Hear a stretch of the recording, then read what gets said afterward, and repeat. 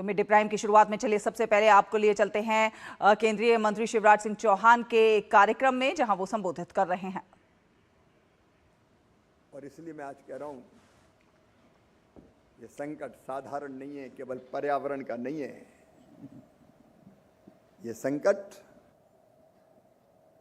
हमारे अस्तित्व पर ही संकट पैदा कर देगा,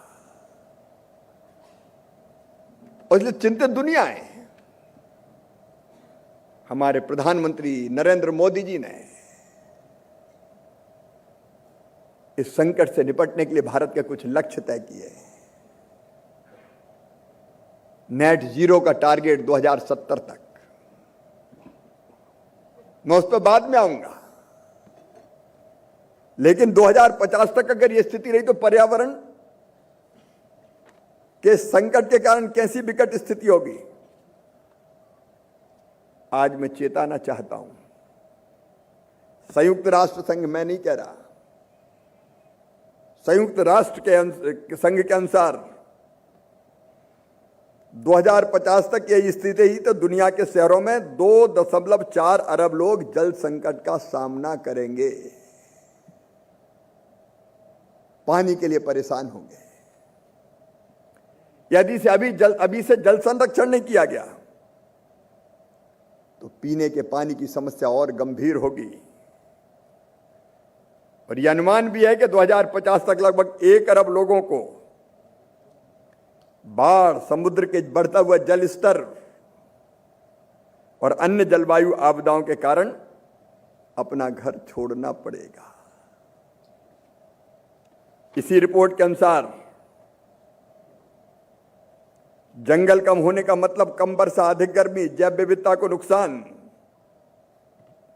और 2030 तक उपलब्ध पानी की तुलना में पानी की मांग 40% अधिक हो जाएगी। हर वर्ष लगभग 21 लाख भारतीयों की मृत्यु वायु प्रदूषण से जुड़ी समस्याओं के कारण होती है, होने का अनुमान है। और इसलिए मित्रों, संकट और बड़ा है। मैं ये डराने के लिए नहीं कह रहा,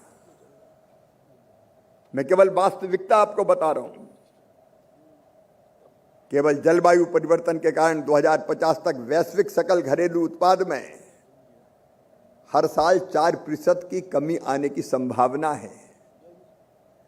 जैसे जैसे तापमान बढ़ेगा, जलवायु संकट गहराएगा, और यह नुकसान 2100 तक बढ़कर जीडीपी में जो कमी हो रही 20% तक पहुंच सकता है। आप कल्पना कीजिए क्या होगा। यह आर्थिक संकट इतना बड़ा होगा कि इसको मुकाबला करना फिर कठिन हो जाएगा, और इसका सबसे अधिक दुष्प्रभाव गरीब और कमजोर वर्गों पर पड़ता है। उनकी आजीविका, उनका स्वास्थ्य, उनका जीवन स्तर इस पर पड़ रहा है। और इसलिए वर्तमान दर से अगर ग्रीन गैसों का उत्सर्जन जारी रहा, वनों की कटाई, प्रदूषण और प्राकृतिक संसाधनों का अत्यधिक दोहन जारी रहा, तो 2050 तक पृथ्वी को गंभीर पर्यावरणीय, आर्थिक और सामाजिक चुनौतियों का सामना करना पड़ेगा। तो पर्यावरण संरक्षण के एक कार्यक्रम में केंद्रीय मंत्री शिवराज सिंह चौहान को आप सुन रहे थे। उन्होंने बताया कि प्राकृतिक संसाधनों का दोहन नहीं करना चाहिए, क्योंकि